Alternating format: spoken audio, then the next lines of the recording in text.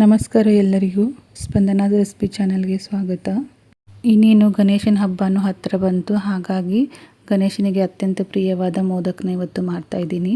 ಇವತ್ತು 2 ಪ್ರಕಾರಗಳಲ್ಲಿ ನಾನು ಮೋದಕನ ಮಾಡ್ತಾಯಿದ್ದೀನಿ.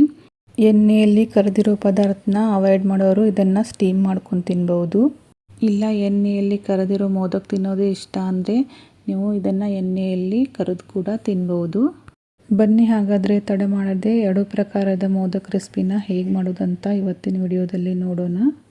ಮೊದಲಿಗೆ ಗ್ಯಾಸ್ ಮೇಲೆ ನಾನೊಂದು ಪಾತ್ರೆನ ಇಟ್ಟಿದ್ದೀನಿ. ಅದಕ್ಕೆ 2 ಟೀ ಸ್ಪೂನ್ ಆಗುವಷ್ಟು ತುಪ್ಪನ ಹಾಕ್ತಾಯಿದ್ದೀನಿ. ಈಗ ತುಪ್ಪ ಮೆಲ್ಟ್ ಆಗಬೇಕು. ತುಪ್ಪ ಮೆಲ್ಟ್ ಆದ ನಂತರ ನಾನಿಲ್ಲಿ 1 ಕಪ್ ಆಗುವಷ್ಟು ಕೊಬ್ಬರಿ ತುರಿನ ಹಾಕ್ತಾಯಿದ್ದೀನಿ. ನಾನಿಲ್ಲಿ ಹಸಿ ಕೊಬ್ಬರಿ ತುರಿನ ತೊಗೊಂಡಿದ್ದೀನಿ. ನೀವು ಬೇಕಾದರೆ ಒಣ ಕೊಬ್ಬರಿ ತುರಿನ ತೊಗೋಬೋದು. ಆದರೆ ಹಸಿ ಕೊಬ್ಬರಿ ತುರಿಯಲ್ಲಿ ಮಾಡಿರೋ ಮೋದಕ ತುಂಬಾ ರುಚಿಯಾಗಿರುತ್ತೆ. ಗ್ಯಾಸ್ನ ಲೋ ಫ್ಲೇಮಲ್ಲಿ ಇಟ್ಟು 1-2 ನಿಮಿಷ ಇದನ್ನು ತುಪ್ಪದಲ್ಲಿ ಈ ಥರ ಬಾಡಿಸ್ಕೊಳ್ಳೋಣ.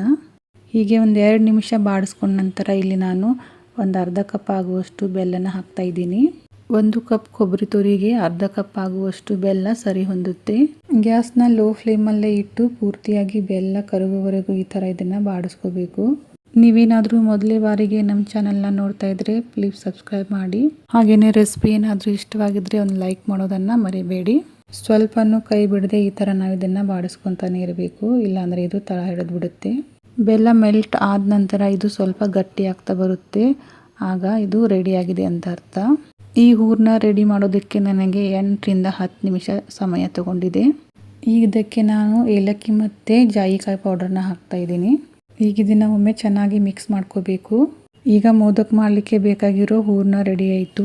ಈಗ ಮೋದಕ ಮಾಡಲಿಕ್ಕೆ ಬೇಕಾಗಿರೋ ಹಿಟ್ಟನ್ನು ರೆಡಿ ಮಾಡ್ಕೊಳ್ಳೋಣ. ಈಗ ಹಿಟ್ಟನ್ನು ನಾದ್ಕೊಳ್ಳಿಕ್ಕೆ ನಾನೊಂದಿಲ್ಲಿ ಪಾತ್ರೆನ ತೊಗೊಂಡಿದ್ದೀನಿ. ಅದಕ್ಕೆ 1 ಕಪ್ ಆಗುವಷ್ಟು ಗೋಧಿ ಹಿಟ್ಟನ್ನು ಹಾಕಿದ್ದೀನಿ. ಮತ್ತು ಅದಕ್ಕೆ 1/4 ಕಪ್ ಆಗುವಷ್ಟು ರವೆನ ಹಾಕಿದ್ದೀನಿ. ಮತ್ತು ಸ್ವಲ್ಪ ಉಪ್ಪನ್ನು ಹಾಕಿದ್ದೀನಿ. ಒಮ್ಮೆ ಈ ಥರ ಕೈಯಿಂದ ಚೆನ್ನಾಗಿ ಇದನ್ನು ಮಿಕ್ಸ್ ಮಾಡ್ಕೋಬೇಕು. ಈಗ ನಾವು ಒಂದು ಸ್ವಲ್ಪ ಕೈಯಿಂದ ಮಿಕ್ಸ್ ಮಾಡಿದ ನಂತರ ಇಲ್ಲಿ 2 ಸ್ಪೂನ್ ಆಗುವಷ್ಟು ನಾನು ತುಪ್ಪನ ಹಾಕ್ತಾಯಿದ್ದೀನಿ. ತುಪ್ಪ ಹಾಕೋದ್ರಿಂದ ನಾವು ಮಾಡೋ ಮೋದಕ ತುಂಬಾ ಗರಿ ಗರಿಯಾಗಿ ಬರುತ್ತೆ. ತುಪ್ಪ ಹಾಕಿದ ನಂತರ ಒಮ್ಮೆ ಇದನ್ನು ಚೆನ್ನಾಗಿ ಮಿಕ್ಸ್ ಮಾಡ್ಕೋಬೇಕು. ತುಪ್ಪ ಎಲ್ಲ ಹಿಟ್ಟಿಗೆ ಚೆನ್ನಾಗಿ ಹೊಂದ್ಕೋಬೇಕು. ಅಲ್ಲಿವರೆಗೂ ಇದನ್ನು ಕೈಯಿಂದ ಈ ಥರ ಚೆನ್ನಾಗಿ ಮಿಕ್ಸ್ ಮಾಡ್ಕೋಬೇಕು. ಹೀಗೆ ಮಿಕ್ಸ್ ಮಾಡಿದ ನಂತರ ಇದರಲ್ಲಿ ನಾವೀಗ ಸ್ವಲ್ಪ ನೀರು ಹಾಕ್ಕೊಂಡು ನಾದ್ಕೋಬೇಕು. ಒಮ್ಮೆಲೆ ನೀರು ಹಾಕೋಕ್ಕೆ ಹೋಗಬೇಡಿ, ಯಾಕಂದರೆ ನಾವಿಲ್ಲಿ ಹಿಟ್ಟನ್ನು ಗಟ್ಟಿಯಾಗಿ ನಾದ್ಕೋಬೇಕು. ಹಾಗಾಗಿ ನಾವು ದಿನ ಚಪಾತಿ ಮಾಡೋಕ್ಕೆ ಹಿಟ್ಟು ನಾದ್ತೀವಲ್ಲ ಆ ಥರ ಅಲ್ಲ, ಇದನ್ನು ಗಟ್ಟಿಯಾಗಿ ನಾದ್ಕೋಬೇಕು. ನೋಡಿ ಈ ಥರ ನಾನು ಗಟ್ಟಿಯಾಗಿ ಹಿಟ್ಟನ್ನು ನಾದ್ಕೊಂಡಿದ್ದೀನಿ. ಇದೇ ಥರ ಇರಬೇಕು ಹಿಟ್ಟು. ನಾವು ಇದರಲ್ಲಿ ರವೆ ಹಾಕಿದ್ದೀವಲ್ಲ, ಹಾಗಾಗಿ ಇದನ್ನು ಒಂದು 15 ನಿಮಿಷ ರೆಸ್ಟಿಗೆ ಇಡೋಣ. ಒಂದು 10-15 ನಿಮಿಷ ಇದನ್ನು ರೆಸ್ಟಿಗೆ ಇಟ್ಟರೆ ಸಾಕು. ತುಂಬ ಹೊತ್ತಿಡೋಕ್ಕೆ ಹೋಗಬೇಡಿ, ಇಲ್ಲಾಂದರೆ ರವೆ ತುಂಬಾ ಸಾಫ್ಟ್ ಆಗುತ್ತೆ ಮತ್ತು ಹಿಟ್ಟು ತುಂಬಾ ತೆಳುವಾಗುತ್ತೆ, ಆಗ ಮೋದಕ ಚೆನ್ನಾಗಿ ಬರೋಲ್ಲ. ಈಗ ಇದಕ್ಕೆ ಮೇಲೆ ಸ್ವಲ್ಪ ತುಪ್ಪ ಹಚ್ಕೊಂಡು ನಾನು ಇದನ್ನು ಮತ್ತೆ ಒಂದು ಸ್ವಲ್ಪ ನಾದ್ಕೊಂಡಿದ್ದೀನಿ. ಈಗ ನಾದಿರೋ ಹಿಟ್ಟಲ್ಲಿ ನಾನು 2 ಭಾಗಗಳಾಗಿ ಮಾಡಿದ್ದೀನಿ. ಒಂದು ಭಾಗನ ಮಾತ್ರ ತಗೊಂಡು ಈಗ ಒಂದು ಉಳ್ಳಿನ ಮಾಡ್ಕೋತಾ ಇದ್ದೀನಿ. ಈಗ ಇದನ್ನು ನಾವು ಲಟ್ಟಿಸ್ಕೋಬೇಕು. ಇದನ್ನು ಲಟ್ಟಿಸ್ಬೇಕಾದ್ರೆ ಎಣ್ಣೆ ಹಚ್ಚೋ ಅವಶ್ಯಕತೆ ಇಲ್ಲ, ಹಾಗೆ ಲಟ್ಟಿಸ್ಕೋಬಹುದು. ನೀವು ಸ್ವಲ್ಪ ಹಿಟ್ಟು ತೊಗೊಂಡು ಒಂದೊಂದು ಎಲೆನ ಲಟ್ಟಿಸ್ಕೋಬಹುದು. ಆದರೆ ಹೀಗೆ ಮಾಡೋದ್ರಿಂದ ಸಮಯನೂ ಕಡಿಮೆ ತಗೊಳುತ್ತೆ ಮತ್ತು ನಾವು ಮಾಡಿರೋ ಮೋದಕ ಸೈಜಲ್ಲಿ ಎಲ್ಲ ಒಂದೇ ರೀತಿ ಆಗುತ್ತವೆ. ಹೀಗೆ ಇದನ್ನು ನಾನು ಚಪಾತಿ ಥರ ಲಟ್ಟಿಸ್ಕೊಂಡ ನಂತರ ಒಂದು ಬೌಲ್ ತೊಗೊಂಡಿದ್ದೀನಿ. ಅದರಿಂದ ಈ ಥರ ನಾನು ರೌಂಡ್ ಶೇಪ್ ಆಗಿ ಮಾಡ್ಕೋತಾ ಇದ್ದೀನಿ. ನಿಮಗೆ ಮೋದಕ ಯಾವ ಸೈಜಿನ ಬೇಕೋ ನೋಡಿಕೊಂಡು ಆ ಥರ ಬಟ್ಲನ್ನ ತೊಗೊಂಡು ಈ ಥರ ನೀವು ರೌಂಡ್ ಶೇಪಲ್ಲಿ ಮಾಡ್ಕೋಬಹುದು. ಹೀಗೆ ಸೈಡಲ್ಲಿರೋ ಹಿಟ್ಟನ್ನು ಈ ಥರ ತೆಗೆದುಬಿಡೋಣ. ನೋಡಿ ಇಲ್ಲಿ ಎಲೆಗಳು ಎಷ್ಟು ಚೆನ್ನಾಗಿ ರೌಂಡ್ ಆಗಿ ಒಂದೇ ಅಳತೆಯಲ್ಲಿ ಬಂದಿವೆ. ಈಗ ಮೋದಕ ಚೆನ್ನಾಗಿ ಕಾಣಬೇಕಂದ್ರೆ ನಾವು ಇದಕ್ಕೆ ಪ್ಲೇಟ್ಸ್ನ ಮಾಡ್ಕೋಬೇಕು. ಒಂದು ಎಲೆನ ತೊಗೊಂಡು ಈ ಥರ 2 ಬೆರಳುಗಳ ಮಧ್ಯೆ ಈ ಥರ ಪ್ರೆಸ್ ಮಾಡಬೇಕು. ನಿಮಗೆ ಎಷ್ಟು ಹತ್ತಿರ ಸಾಧ್ಯ ಆಗುತ್ತೋ ಅಷ್ಟು ಹತ್ತಿರ ಈ ಥರ ನೀವು ಪ್ಲೇಟ್ಸ್ನ ಮಾಡ್ಕೊಳ್ಳಿ. ನೋಡಿ ಈ ಥರ ನಾನು ಎಲ್ಲ ಪ್ಲೇಟ್ಸ್ನ ಮಾಡ್ಕೊಂಡಿದ್ದೀನಿ. ಎಷ್ಟು ಚೆನ್ನಾಗಿ ಕಾಣ್ತಿದೆ ಅಂತ. ಈಗ ಇದಕ್ಕೆ ನಾವು ಮಾಡ್ಕೊಂಡಿರೋ ಕೊಬ್ಬರಿ ಹೂರಣನ ತುಂಬ್ಕೊಳ್ಳೋಣ. ಇದರಲ್ಲಿ ಹೂರಣ ಎಷ್ಟು ಹಿಡಿಯುತ್ತೋ ನೋಡಿಕೊಂಡು ಅಷ್ಟು ಹಾಕಿ ಇದನ್ನು ತುಂಬ್ಕೊಳ್ಳಿ. ಹೀಗೆ ಹೂರಣ ತುಂಬಿದ ನಂತರ ಇದನ್ನು ಕ್ಲೋಸ್ ಮಾಡ್ಕೋಬೇಕು. ನಾವು ಮಾಡ್ಕೊಂಡಿರೋ ಪ್ಲೇಟ್ಸ್ನ ಈ ಥರ ರೌಂಡ್ ಆಗಿ ತಿರುಗಿಸ್ತಾ ಬನ್ನಿ.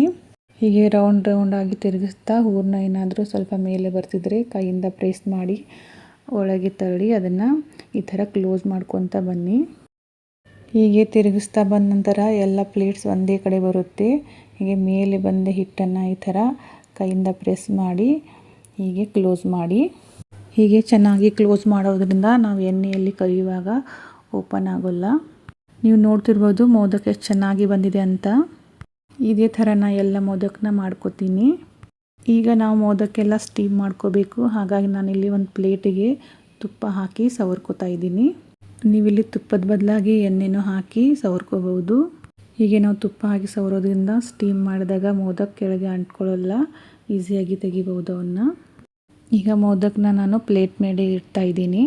ಮೋದಕನ ಸ್ಟೀಮ್ ಮಾಡಿದ ನಂತರ ಸ್ವಲ್ಪ ಉಬ್ಬುತ್ತವೆ, ಹಾಗಾಗಿ ಪ್ರತಿಯೊಂದು ಮೋದಕನ ಸ್ವಲ್ಪ ಡಿಸ್ಟೆನ್ಸ್ ಇಟ್ಟಿನೇ ಇಟ್ಕೊಳ್ಳಿ. ಈಗ ಮೋದಕನ ಸ್ಟೀಮ್ ಮಾಡ್ಕೊಳ್ಳಿಕ್ಕೆ ನಾನು ಒಂದು ಪಾತ್ರೆಯಲ್ಲಿ ನೀರು ಹಾಕಿ ಕುದಿಯೋಕೆ ಇಟ್ಟಿದ್ದೀನಿ. ನೀರು ಕುದಿತಾ ಇದೆ, ಅದರ ಮೇಲೆ ಒಂದು ಸಾಣಿಗೆನ ಇಟ್ಟಿದ್ದೀನಿ. ಹಾಗೆಯೇ ಮೋದಕ ಹಾಕಿರೋ ಪ್ಲೇಟ್ನ ಇಟ್ಟು ಅದರ ಮೇಲೆ ಕ್ಲೋಸ್ ಮಾಡಿಬಿಟ್ಟು ಈಗ ಒಂದು 10 ನಿಮಿಷ ಇದನ್ನು ಉಗಿಯಲ್ಲಿ ಬೇಯಿಸ್ಕೊಳ್ಳೋಣ. ಮೋದಕ ಬೇಯೋದಕ್ಕೆ ಒಂದು 10 ನಿಮಿಷ ಆದರೆ ಸಾಕು, ಬೆಂದ್ಬಿಡುತ್ತೆ. ಈಗ 10 ನಿಮಿಷ ಆಗಿದೆ ನೋಡಿ, ಓಪನ್ ಮಾಡ್ತಾ ಇದ್ದೀನಿ. ನಾವು ಈ ಥರ ಮೋದಕನ ಮುಟ್ಟಿ ನೋಡಿದರೆ ಅದು ಕೈಗೆ ಅಂಟಲ್ಲ, ಹಾಗಾದರೆ ಇದು ಬೆಂದಿದೆ ಅಂತ ಅರ್ಥ. ಈಗ ಬೆಂದಿರೋ ಎಲ್ಲ ಮೋದಕ ನಾನು ಒಂದು ಪ್ಲೇಟಲ್ಲಿ ತಕ್ಕೊಂಡಿದ್ದೀನಿ. ಈಗ ಇದು ತಣ್ಣಗಾದ ನಂತರ ನೋಡಿ ನಿಮಗೆ ಒಂದು ಒಡೆದು ತೋರಿಸ್ತಾ ಇದ್ದೀನಿ ಎಷ್ಟು ಚೆನ್ನಾಗಿ ಬಂದಿದೆ ಅಂತ. ಈಸಿಯಾಗಿ ಕೈಯಿಂದ ಕಟ್ ಮಾಡಬಹುದು, ಅಷ್ಟು ಚೆನ್ನಾಗಿ ಬಂದಿದ್ದಾವೆ. ಈಗ ಸ್ಟೀಮ್ ಮಾಡಿದ ಮೋದಕ ಆಯಿತು. ಈಗ ಎಣ್ಣೆಯಲ್ಲಿ ಕರೆದಿರೋ ಮೋದಕನ ತೋರಿಸ್ತಾ ಇದ್ದೀನಿ. ಗ್ಯಾಸ್ ಮೇಲೆ ಎಣ್ಣೆನ ಕಾಯಕ್ಕಿಟ್ಟಿದ್ದೆ, ಎಣ್ಣೆ ಚೆನ್ನಾಗಿ ಕಾದಿದೆ. ಈಗ ಎಷ್ಟು ಡಿಸ್ತವೆ ನೋಡಿಕೊಂಡು ನಾನು ಒಂದೊಂದೇ ಮೋದಕನ ಹಾಕ್ಕೋತಾ ಇದ್ದೀನಿ. ಗ್ಯಾಸ್ನ ಮೀಡಿಯಮ್ ಫ್ಲೇಮಲ್ಲಿ ಇಟ್ಟು ಇವನ್ನ ನೀವು ಕರಿಬೇಕು.